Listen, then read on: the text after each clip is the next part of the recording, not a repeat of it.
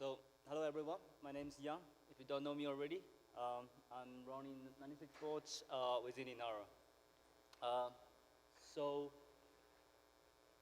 I'm gonna run through this very quick today. I want to leave enough time for questions and you have in the end. Yeah. The title of this presentation is called Status Quo as well as and the Future of 96Boards. It's a very big topic. Right? I don't intend to cover it all. I will try. So about a year ago, when we first started 96Board initiative, one of the questions I got asked a lot, well, actually not a lot, every time when someone came to me is, why do you guys do this at all? There's tons of SBC out there. I mean, are you guys mad to reinvent the wheel, right? And of course, at that point, we only got one board. And we have the designer sitting in the house today, which is Lawrence King, and from Qualcomm. So after about 12 months down the line where we are now, and after all the hard work has gone through it with 96Boards, so unfortunately, these people are right. We are mad. Just a slightly different way, because today we are seeing the number of, the level of participation and the number of the community partners and the number of SOCs has been enabled on 96Boards. I think it's phenomenal. So I'm gonna actually quickly take you through a short evolving journey on what we think 96Board is today and what we think it should go next. And I'll actually also be making some announcements in terms of new boards coming up. Obviously, some of them are already been ruined by George in his keynote today, because he always wins the argument, right? So we were talking about whose slide to put. He won, of course. So, but there's some more boards which we will talk about in detail today. So, what's 96Boards? You should probably see these bullet points in the slides that we'll be presenting from day one. And slightly correction on the English side, obviously, my bad. But those should stay the same. So it is a recognized 96 ARM v7.8 open specification. I think that is a fair statement today. If we can't say that 12 months ago, I think it's a fair statement today. It is the only SOC independent specification which we have created with the contribution and the cooperation with members. It is a low-cost, rapid prototyping product development platform. I'm going to actually spend a lot of time on this point later on, and it's been tailored for different segment requirements. So all good stuff, but what do we actually mean by that? What do we actually mean by that? So does this look familiar for any of you who have been working on the product side, who want to actually design something which you think are pretty cool, to implement application ideas you have, and you want to bring out actually in product and be able to sell it? So this is actually, I was thinking about how to create these slides. Then what I did, I just quickly searched SBC in Google. This is what came up with the first page of many. So which one do you choose? We're talking about, if you are an application developer, you are a product designer, you want to build a product, you want to be able to differentiate in areas where you are good at. What do you do, right? So the question actually normally is for what we understood is unanswered. The reason is because to be able to evaluate multiple different SOCs, to be able to evaluate even multiple SOCs on the same production roadmap is impossible even. The evaluation cost is so high, it's to a point of being prohibitive for a production designer to be able to even considering changing platform. So it's very much, you saw a lot of products were very SOC dependent, which is actually not necessarily a bad thing, but it does not enable them to differentiate themselves in area where they are good at. In fact, in the long term, we would argue it's not a healthy situation for the SOC vendor either. So I stole a line from Barry Schwartz, and in the book I like it very much personally. It's a paradox of choice. So choosing well is especially difficult for those who determine only the best, which unfortunately many of us fall into that category, I would say. So we said 96 board was about SoC independence. And one of the things which we are seeing today is all these boards you can see here are publicly available. They are from all sorts of different SoC vendors. And in fact, it's cross Cortex-M, Cortex-A, and which we will see more today in the new boards I'll be announcing. So 96 board starting from a specification or set of specification. So this was a landscape which we set out to do 12 months ago. And I'm happy to report that at this point, we have specification landscape created for both consumer edition, enterprise edition, as well as the Georgia announced publication of the IoT edition, which is available on 96board.org website. Also, we have 96board TV platform addendum on top of our enterprise supporting the digital home and STB market. There is a specification, 96board network edition is in the work.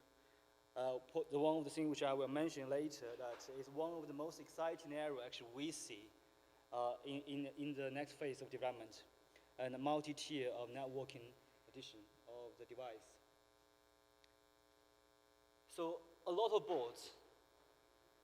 Now, what we believe there is a beauty in singularity, not in the sense of single SoC, a single board, but in the sense where we can find a common ground across different ARM-based SoCs. We can find a common ground across different solutions. And that's what we believe 96 board comes in. That's the singularity we're looking at. We believe having that singularity is actually to be able to foster competition, healthy competition, and in areas where it matters, in the SoC differentiation, in actual application level differentiation. So mezzanines, right? So we have the boards, and the main board, we have the powerful latest and greatest SoC technology in some of the most horrifying video I've been taken this morning. We talk about the new boards, but we are looking at a single community for all the boards, all the specs we have been working on. So we're trying to create a single community with sharing solutions across different boards. There's some very good example here. Some of the mezzanines developed by one of our partners, which were designed according to one 96 board specifically in mind. We brought it to LAS Connect and plugged into another complete different SoC vendors 96 board. And you know what, it just worked. It just worked. To us, that's obviously a very, very nice message. You see, we believe the feasibility of creating that single community is good. It's good for us all. And of course, single community is not just about creating the extension board to materialize the application ideas you have. It's also about the software. Of course, it's about software. I think most of us here have software engineering backgrounds. So these are a capture of what currently, to our knowledge, in terms of operation system, and has been already supported on 96 board. And I can pretty sure to say that's a lot more I haven't captured. It crosses a lot of different application domain. I think this list just get growing far and bigger when time goes. The key thing remember here is we didn't do this voluntarily. Some of you actually who designed the board, who are the owner of the manufacturer of the board, knows those doesn't come from you. The community did this for you. You get your boards out, someone down the line you didn't even know, just tell you, hey, you know what, I've got this ported on your boards. Do you want to give it a try? I mean, that's the thing we were looking at, is we believe the cross-pollination, we believe actually the community has a capacity and capability, a willingness to help to develop the solution which you otherwise will be quite, in terms of cost, in terms of time frame, in terms of your ever-growing to-do list on your organization chart. So we believe this is actually a very, very nice and neat way of getting your SoC technology accessible to those who otherwise couldn't. I don't think we have ever shown these slides previously because we couldn't, because we didn't have to. And 12 months ago, now we have a list. So we have a lot of new members who has joined 96Boards committee. What was noting is every single one of them has been very actively in terms of enable their SOC out in different 96Boards. And also, we believe that to have a healthy program, we need to be able to have a healthy steering committee and also partnership. So that's why we also have been making a very big push in terms of establishing the trustworthy and you know, the partners will be able to provide that service to our SOC vendors. So here are the complete, actually, we have a new one just been signed up yesterday, but these are the latest, the list of partners we have yet today. Look at, we're talking about community engagement. Don't forget, 96Boards was only launched about a year and a half ago, the first specification. And we actually really, if you look at our starting point to what we are now, I think the growth, it is quite clear.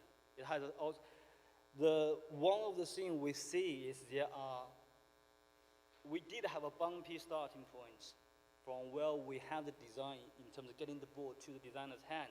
But I think we have now getting better and better at that. And one of the interesting things, if you're actually looking at the data, which you will also have access to the slide later, you will see the regional adoption and across the time frame, where actually which region has adopted the 96Boards and how the traffic grows in different regions is very interesting. We are seeing region outside US, which was the biggest, and starting to pick up significantly.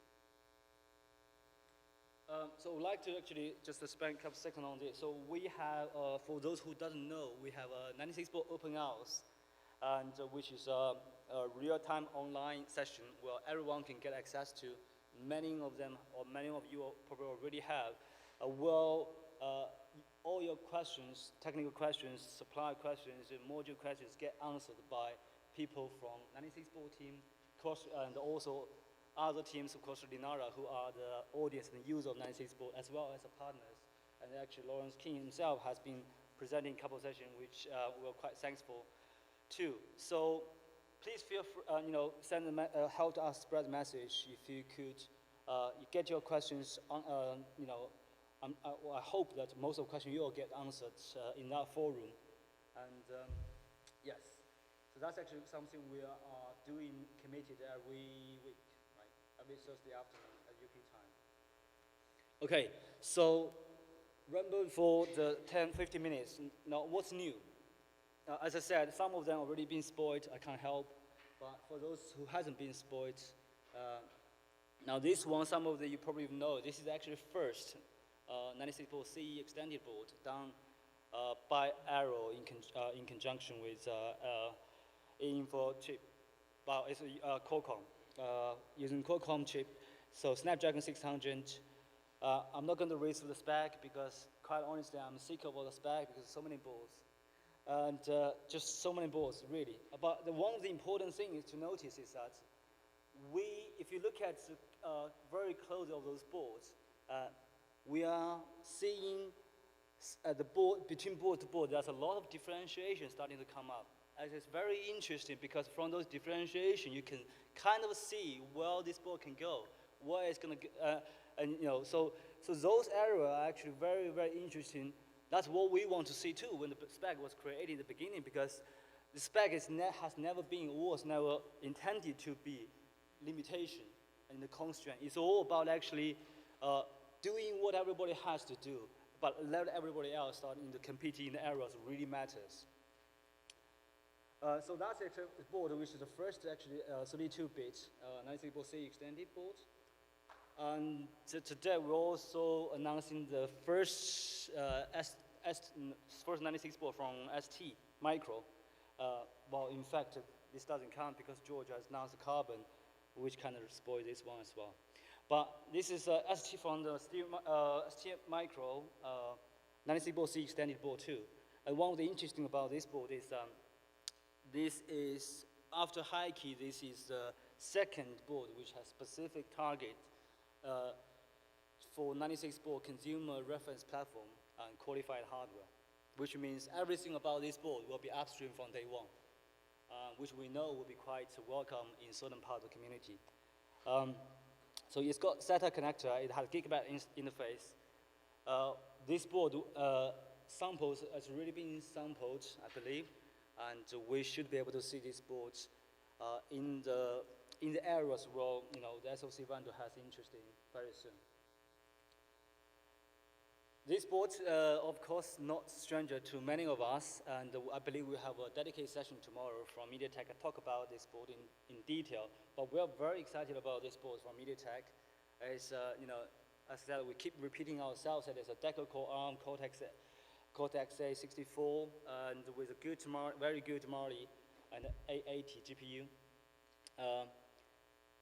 One thing what I like to, of course, that's one thing which George didn't mention in his slides. They actually got crypto extension enabled too, which we know is very, quite a lot of the community is quite interesting, especially those one working in security.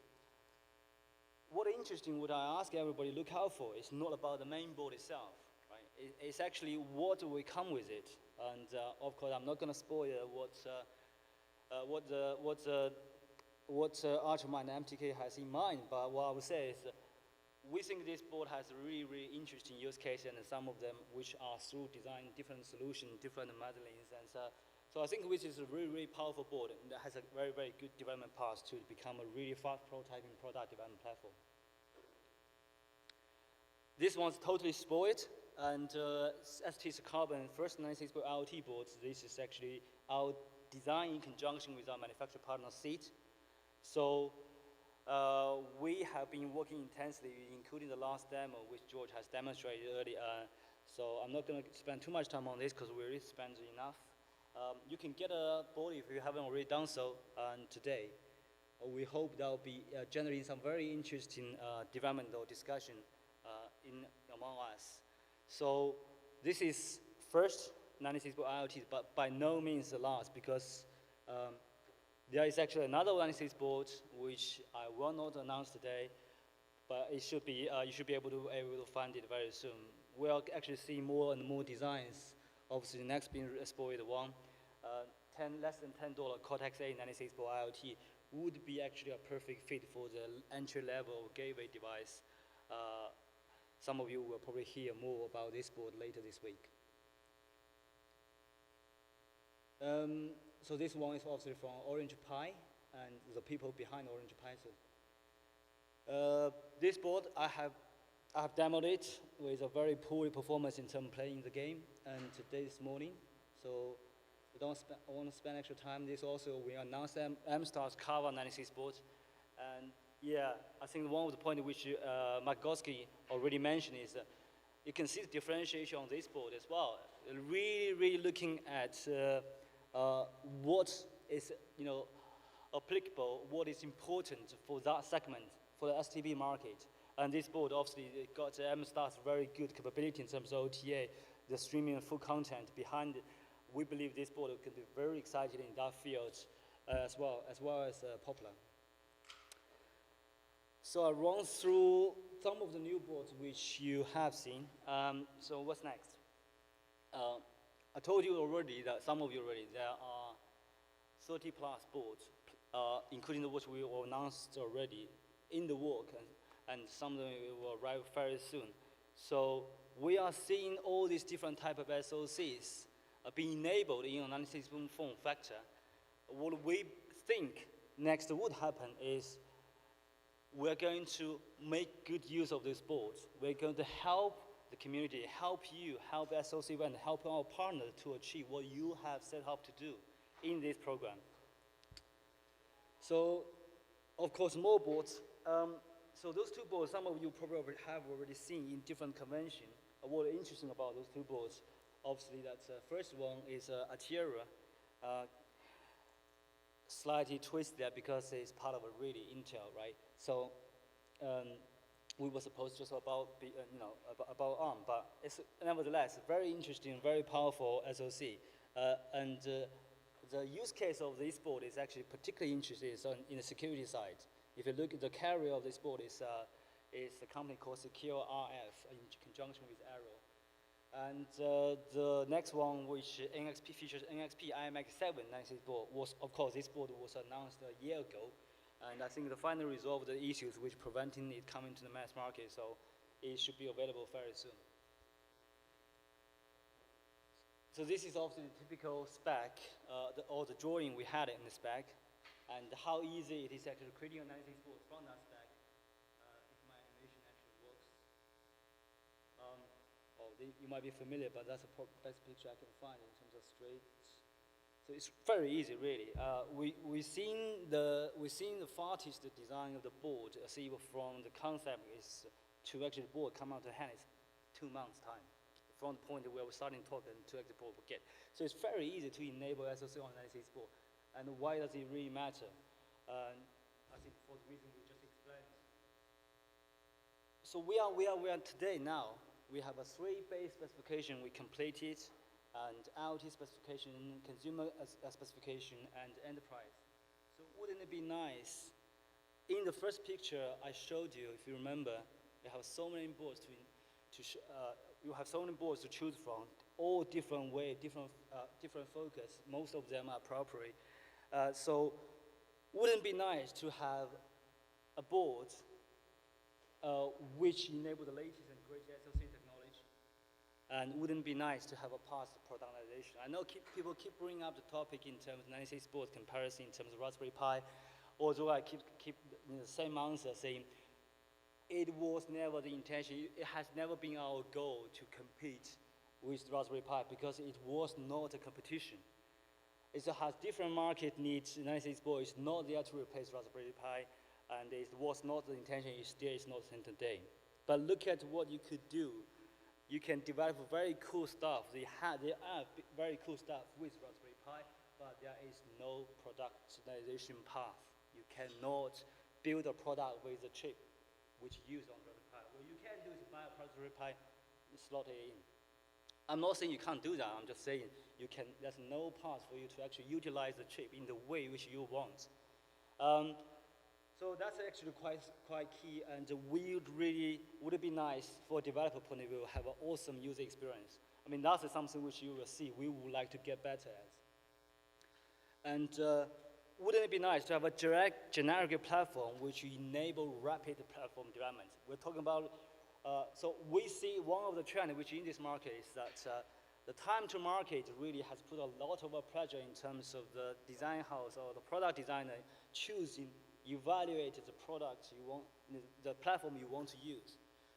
And because of that pressure, and conflicting with the factor I just mentioned, the cost of evaluation is so high. That put us really in a dilemma.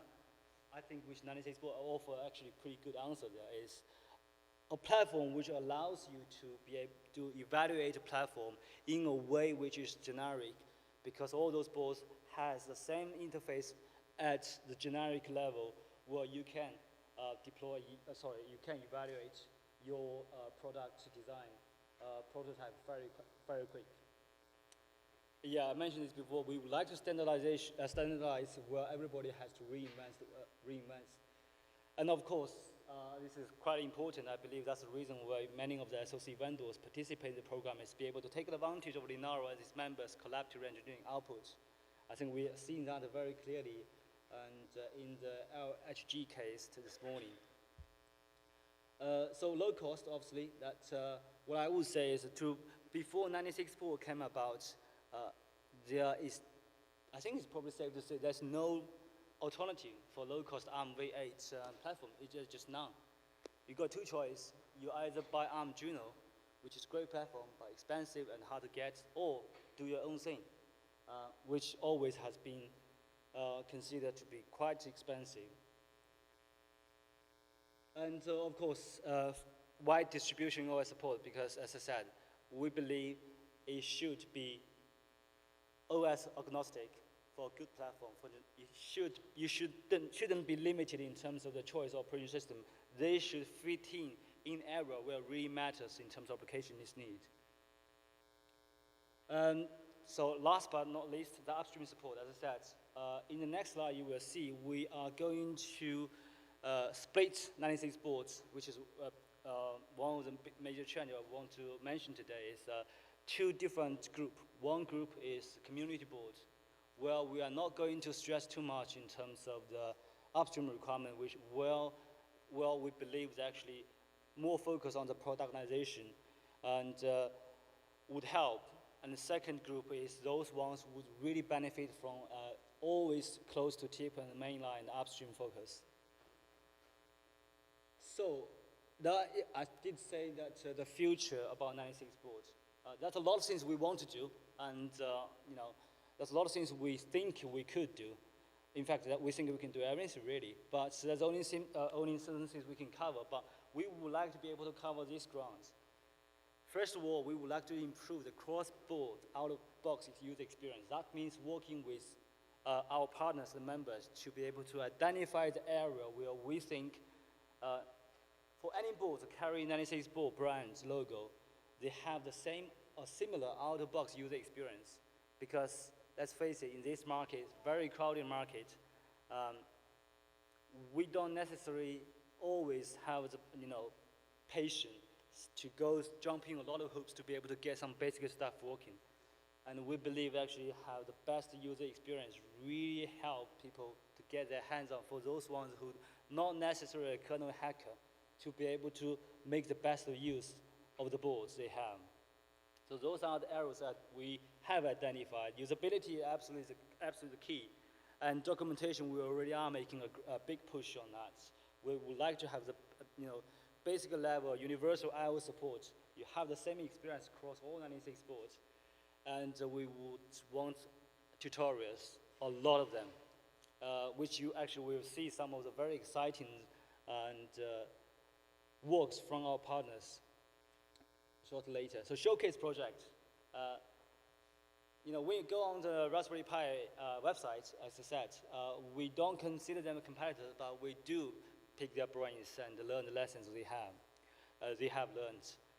So we are looking at some of the showcase projects where we can maximize people's imagination in using 96 boards, because 96 boards, for a lot of 96 boards, we are using the latest, greatest SoC. We're not using the SoC from 10 years ago, right? We're using SoC which was launched 3 months ago. And in fact, very shortly, you will see another extreme case. We're using SoC launched yesterday, yesterday. So it will be launched on 96 board. So, so these are the areas which we would like to participation, and we are working very hard on. In fact, you will see some of this already today, because they are not just slogans, they are actually happening. Actually, we will show one of the examples later today from our partner from User Robotics. Where's User Robotics? Oh, this there, okay. Okay, so automotive, robotics and drones, and you will see those on Demo Friday as well. So virtual reality, I think there's a lot of applications already been developed, and some of them in the work. Artificial intelligence. We'll talk about it later when we get time to the demo from User Robotics. So people ask what's next, because actually, I started this presentation saying, the question I got asked a lot 12 months ago is, why do we do this at all? And today I got asked a question most actually today is, hey, what do we do next? What do you think we should do next?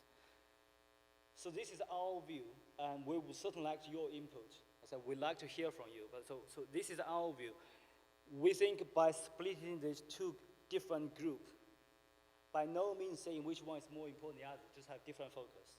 First group is community 96 board, where we support and hosting vendor-built software, and follows from 96 board hardware specification compliance requirements and documentation compliance, because that's how everybody else be able to use your board. And also second group is 96 Linaro reference platform certified 96 boards, where the board will become a reference hardware platform used by other engineering group, core engineering segment group, or engineering groups within Linaro. In fact, for many of you who have, who probably have noticed, in this morning's George's keynote, Just about every demo is on 96 board. And some of them on, of course, the certified 96 board hardware platform. So on that group, we would really like to be upstream focused and to be able to create near mainlines experience, because those are important for the critical Linaro collaborative engineering work, for you to actually be able to benefit Linaro's engineering output. Well, I mean, I think there is certainly need to clarify exactly what that means. If you're going on 96Boards website, you will find that we have specific requirements or recommendations on firmware and bootloader, on bootloader and kernel. Those actually are the main area. We're not asking you to open up 100% everything for those ones you don't have actually obligation to open. But we do suggest in the bootloader and the kernel, well, the differentiation doesn't make any sense, or it makes sense for you, but it does not make sense to create a single community by forced competition, because those are the areas where we do not believe adding much value. So other than that, we do not have any stringent requirements in other, including firmware or ISP or in graphics stuff. So I think that's to clarify that. And we would like to be able to bring out, so we are working with multiple partners at this point to bring out the first, by no means the only 96-board networking platform. As I said, we understood this market actually will be one of the most exciting pieces for ARM to penetrate. And 96-board networking platform is at draft stage. So it has been reviewed by the 96-board steering committee as well as Linaro networking group, LNG. So we're talking about with multiple SoC vendors. We're looking at low-end, middle layer, and enterprise-grade networking platform. So if any of you today are interested in engaging with us, and either your SoC vendor or manufacturer partners, and please come and talk to us. We'd like to work with you. As I said, we have a couple already in the work. So hopefully, my next Connect, we're going to see some interesting announcement here. Now, better exposure to wider community. That's quite easy to say, actually harder to do, because we are seeing a lot of 96 boards being designed, being manufactured, but one of the errors we noticed is actually we are not necessarily great in terms of distribution, right? It is actually, we have to jump a lot of hoops to actually get the board to the developer's hand. And because by nature, we are targeted global audience, I mean, that's something which we really like to work on. So if any of you I know some of you here are coming from distribution channel, because I saw your name, basically. So if you're interested in the program, come talk to us, and we would like to engage. So we are engaging with some of the higher education institutions, and one of the partners in particular has done that very well here, obviously, is Dragon Board. We're going to keep doing that. So we're working with we would like to work with more manufacturers for diversified design. As I said, specification is a starting point. By no means want to limit and constrain the capability of SoCs you want to offer, you want to market. We encourage that differentiation. That's what matters. We want to encourage you to focus your energy in differentiating those areas where it really matters.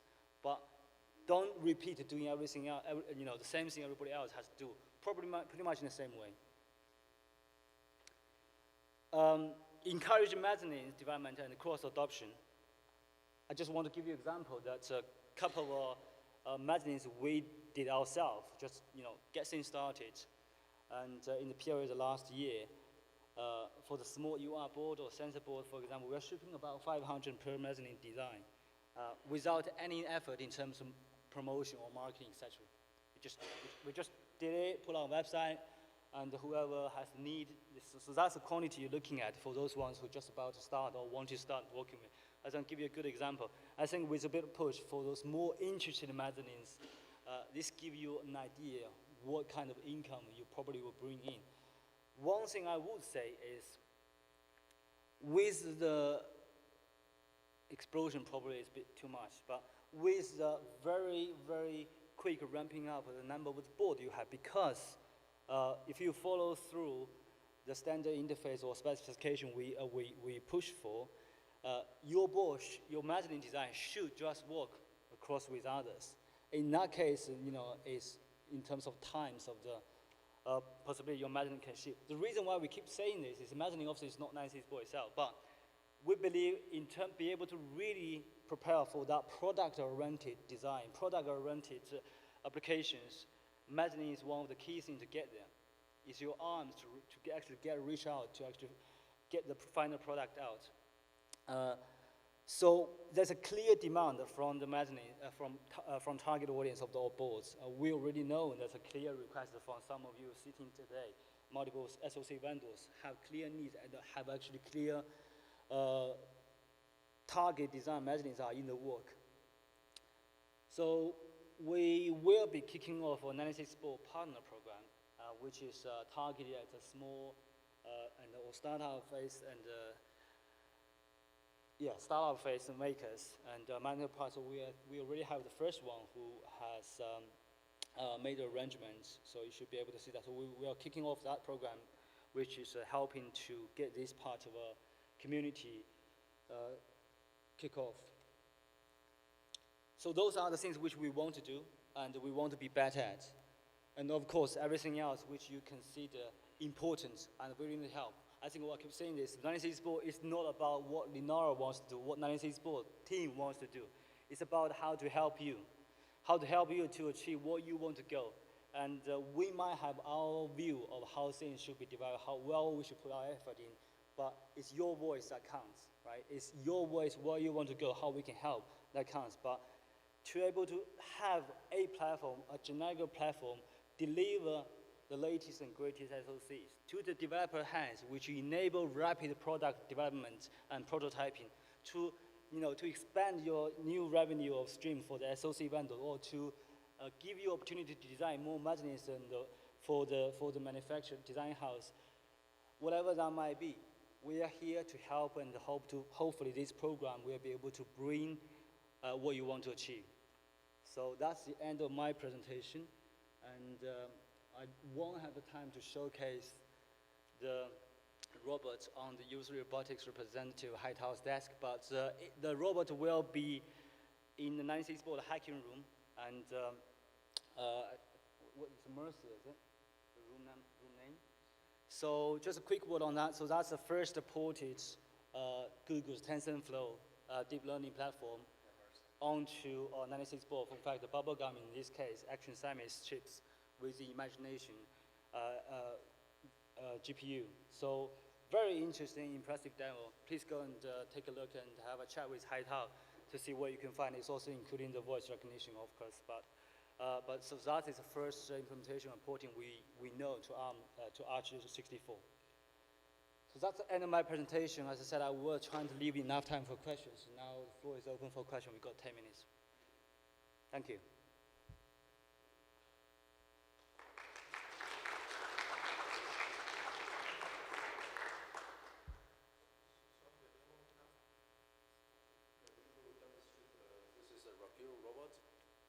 This is a Rapiro robot, and we have the control interface. And inside the Rapiro head, we will deploy the Bubblegum 96 board. And we ported TensorFlow of the Google's deep learning infrastructure into this robot. And this is the first port of the ARM64, so it can be used to identify the different object. If you put it here, it will recognize about. I mean, we use already trained the model, so that can recognize about 1,000 different objects. And we're also using a text-to-speech engine that to speak what is the object. Sorry, probably the battery is not running very well, so maybe we can. We are currently done most of the demonstration at the 96 hacking room. So just give us maybe 15 minutes to recharge the battery, and we can give the more demonstrate there. Thank you.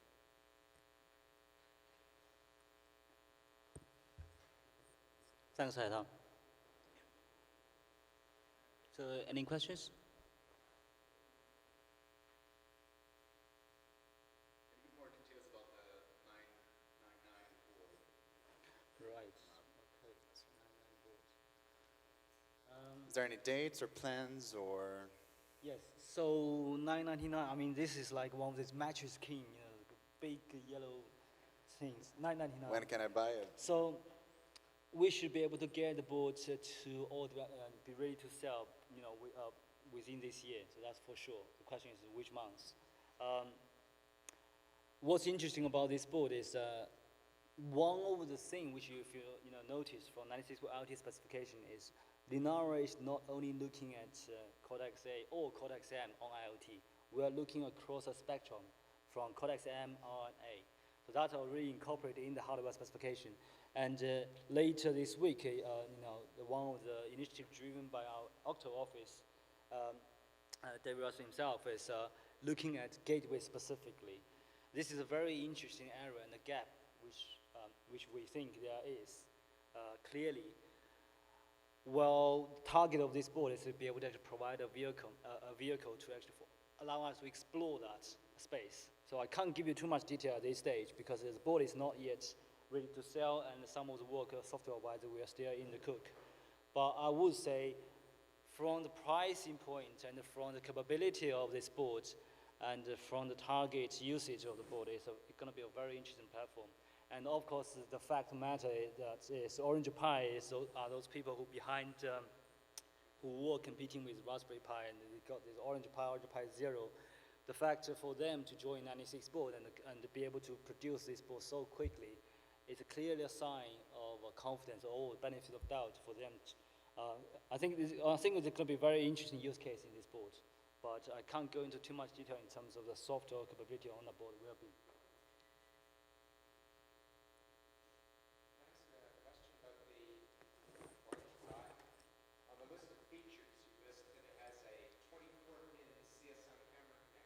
Yes. Is there any reason why they didn't use the already defined Linaro 30-pin connectors? Yeah, so that is definitely, we have discussed that when the board, before the design was finalized.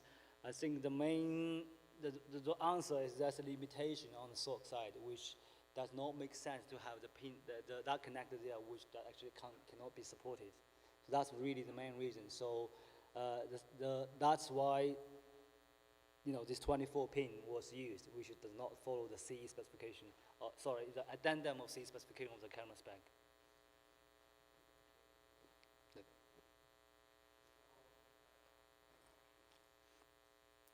another question about this one. Who's working on the upstream part? Like, can I review the code somewhere? For the Orange Pi board? Yes. Okay. So the board, our current understanding is that when board is available, will be delivered with a vendor build, which will be bound to. And so could you delay the delivery of the board for maybe 6 months after the code is out? sorry, can you repeat that question again? It would be nice to have the code out 6 months before delivering the hardware. Could you just delay delivering the hardware maybe that much? Yeah, so I mean, obviously in the previous slides, what we said actually, we are going to target it split into two different group of boards. One is a community board, where we do not have the requirement of being fully upstream. Right, but for this one doesn't make sense, right? This one would have to be upstream. Yeah, that's what I said. So for this board, at this point in time, we only know the plan of providing a vendor build. So we are still in discussion in terms of what upstream plan will looks like, but I don't have the full detail to share with you yet, and how that time frame is look at whether there is a plan to fully upstream board. Okay, so there's no data sheet or source code for that chip yet? Sorry? There's no data sheet for the chip yet and no source code? I think this chip itself is not new, but I don't believe it's being fully upstream, no. There's nothing upstream about that chip. I was just wondering if it's why can't we just look at the source code now? Because as I said, like the vendor provide, vendor build, or at the point we understood, does not including all the source code, the fully source code they want to I'm talking about Linux here, and I just mean the kernel. Just why not just send the source code out now? it is actually a vendor decision. I mean, No, but they, at what, yeah. If the chip isn't new, doesn't anybody have the source code yet?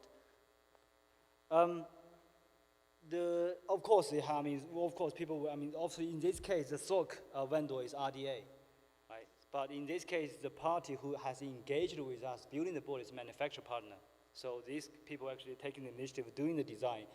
I really can't answer in terms of the intention, whether it wants to become a fully certified hardware or not. If it is the case. I'm not talking about certified, I'm just wondering, like, who has the source code and why don't we have that yet? Or at the moment, the vendor has. The vendor of the board, Orange Pi has. But how, Well, and then what the just software... ask them to give it to us. That can't be that hard. I mean, it's GPL.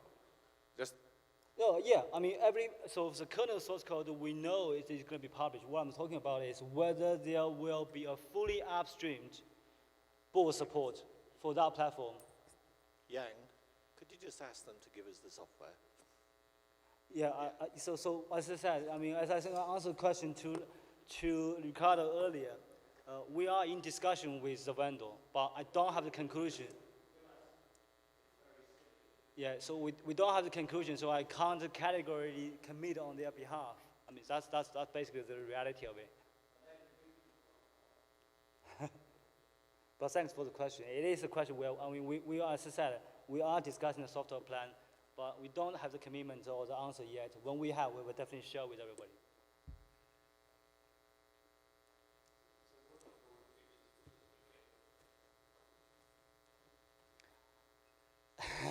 So the short answer is we don't know yet. So that we have some ideas of what we want to work on and what we want to implement when the board becomes available, but it's really too early stage. Okay, but that sort of contradicts it. When the board becomes available. What are you? So you're going to specify it after a board becomes available? No, I mean this is all the. So we just launched a light group this morning, today, right? And that's a certain area of focus we have been working on in conjunction with the light group. This gateway, what will be going to gateways, our IoT group's gateway, RPB, is really still in a very early stage of design. So we are looking at it. As I said, later this week, David and we will have a discussion, detailed discussion on that. But at this point, I literally have nothing to can share at the point what we're going to that gateway design in terms of software work. And just a follow-up, what is the current status of the enterprise boards? All right, thanks for asking that question. So obviously that we did anticipate that because we have, so Cello board was announced early this year in Connect, which carries AMD boards, AMD SoC. Everything is ready for production and the pre-order window is open. We hit a roadblock in terms of one particularly part of the board functionality is, it's not working. And currently the board is in AMD's hands, being debugged as we speak. We do expect to be able to resolve that issue with the SoC vendor very shortly. And certainly, in terms of weeks' time. But at the moment, that functionality has to be working before the board can ship. Basically, it has to be working on that particularly part. So, and we are, as Linaro, we are debugging that in conjunction with the board manufacturer and AMD. At the moment, yeah, it's been debugged in AMD, test house as we speak. So that's the true status of that board. But in the meantime, I should highlight that there are other engagement with other SoCs as well, enterprise side. So I think we've got time for the last question.